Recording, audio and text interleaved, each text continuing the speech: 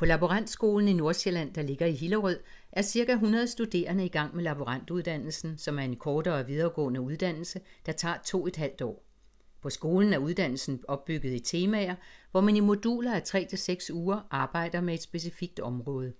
Eleverne her på første semester er i gang med et forløb omkring levnedsmiddelanalyse, og vi får lov at kigge med, når 2 af de studerende skal undersøge, om der er koffein i cola. Analysen af colaens indhold foregår i HPLC-laboratoriet, hvor de studerende har valgt at benytte et HPLC-apparat til analysen. Dette er et HPLC-apparat. HPLC står for højtryksvæskekromatografi. For at lave en kromatografi presses en væske med f.eks. cola ind i apparatet under højt tryk. Her ses det sted, hvor prøven kommer ind.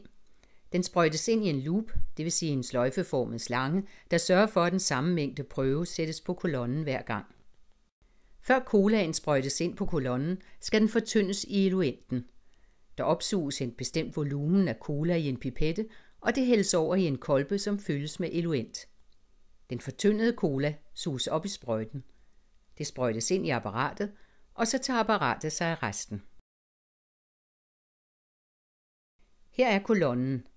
Det er et lille rør, som indeni er belagt med noget særligt materiale.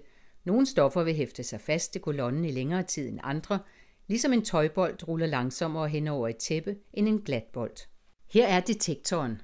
Den lyser hele tiden på det, som kommer ud af kolonnen, og opdager, når et stof kommer ud. Det kaldes et signal. Den oversætter signalerne til en PC, som tegner signalerne op i et kromatogram. Stofferne sorteres efter, hvor lang tid de blev på kolonnen.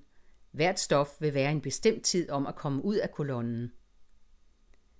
Her er de laborantstuderende i gang med at studere kromatogrammet, som er ved at fremkomme på skærmen. Størrelsen af toppen viser, hvor stor en koncentration der var i stoffet i prøven. Jo større top, jo mere stof.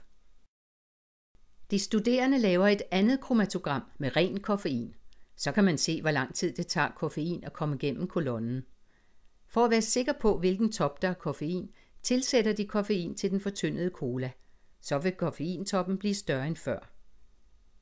Her ses de 2 kromatogrammer af colaen før og efter tilsætning af ekstra koffein. Analysen viser tydeligt, at der er koffein i cola.